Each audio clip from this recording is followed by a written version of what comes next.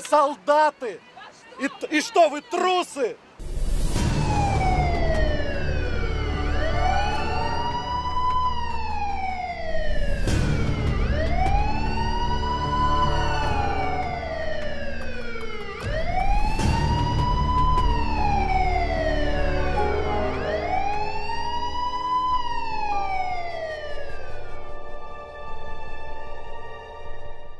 Я вас предупреждаю, расходитесь. Сейчас, разошлись.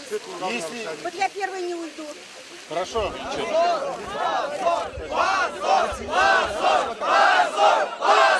Это акция, которая прошла в Казани 9 сентября 2018 года против пенсионной реформы. Тогда в проведении митинга было отказано, но все равно люди собрались, чтобы высказать свою позицию. Ни драк, ни призывов к насилию. Все проходило мирно. Также мирно люди решили прогуляться по центру города и дойти до Кремля. Но, видимо, силовики, которые к этому не были готовы, посчитали иначе. В итоге все закончилось задержаниями, а затем арестами и штрафами. Позиция власти всегда исходит из того, что необходимо отсекать голову. Поэтому появились превентивные аресты. Когда до акции, неважно, координаторы штабов Навального, либо другие гражданские активисты, которые призывают выйти на акцию, их привлекают в качестве организаторов. Вот Казань, кстати, вообще стала лидером в России. У них по итогам акции 9 сентября, по-моему, 24 организатора этой акции оказалось. То есть обычных участников стали привлекать в качестве организаторов.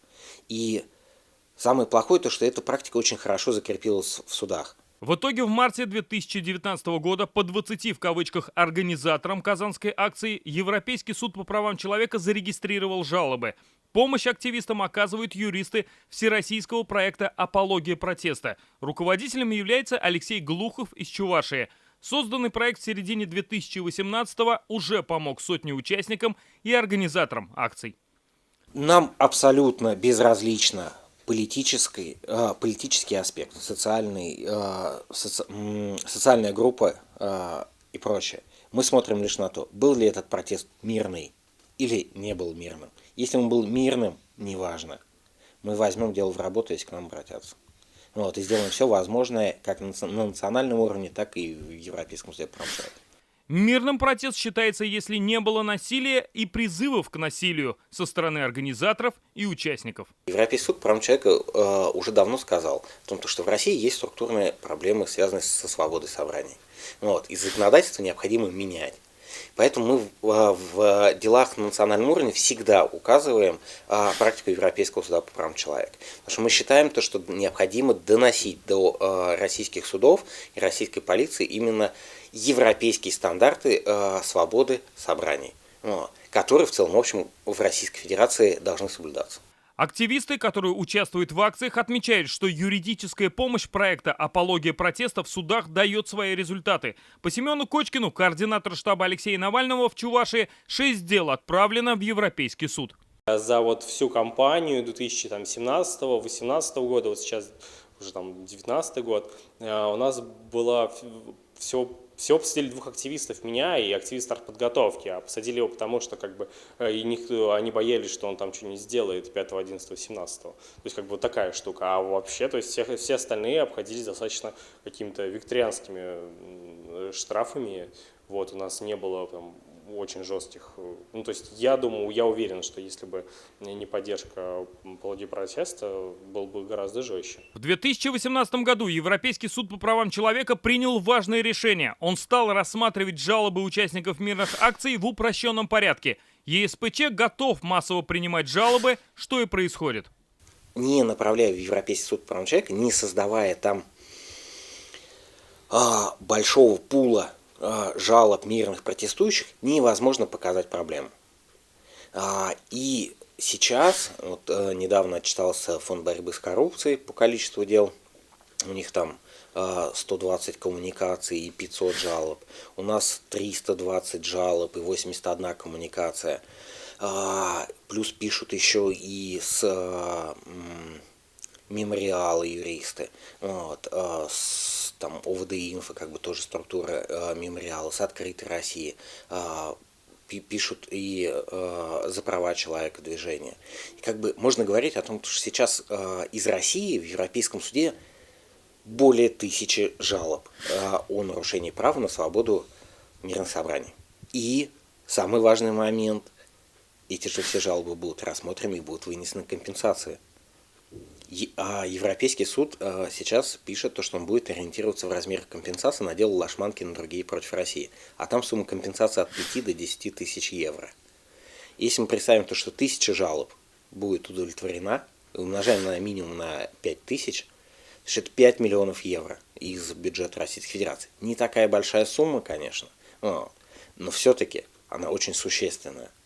И эта сумма будет расти, если не изменит законодательство и правоприменение в России. Именно постоянное обращение в Европейский суд, по мнению Алексея Глухова, стали причиной принятия пленума Верховного суда от 26 июня 2018 года по митингам, в котором было дано разъяснение нижестоящим судам. Запрет на применение статьи 19.3 «Неповиновение требованию сотрудника полиции» и 20.2 «Нарушение порядка проведения публичных акций». За одно и то же деяние теперь нельзя задерживать активистов до суда и держать в отделах полиции до 48 часов. Это уже тоже влияние Европейской конвенции. Потому что Европейский суд говорит о том, что если человек не совершает ничего предосудительного, то есть не совершает актов насилия, не призывает к насилию, там, условно говоря, ведет себя как обычный мирный протестующий, то нельзя прерывать акцию. То есть надо относиться терпимо, даже если эта акция не согласована. А в итоге акции становятся все более жесткими. Бьют не только ногами, руками, но и дубинками. И в случае с казаками нагайками. Именно юристы апологии протеста составили список того, что обязательно должен взять с собой человек, идущий на протест, даже мирный. Надо быть готовым к тому, что могут быть проблемы. И это очень важно. Потому что некоторые люди начинают паниковать, когда к ним подходит сотрудник полиции, и уж тем более тащит его в полицейский автобус или автозак.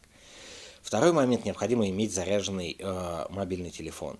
А лучше всего и иметь еще и пауэрбэнк с собой.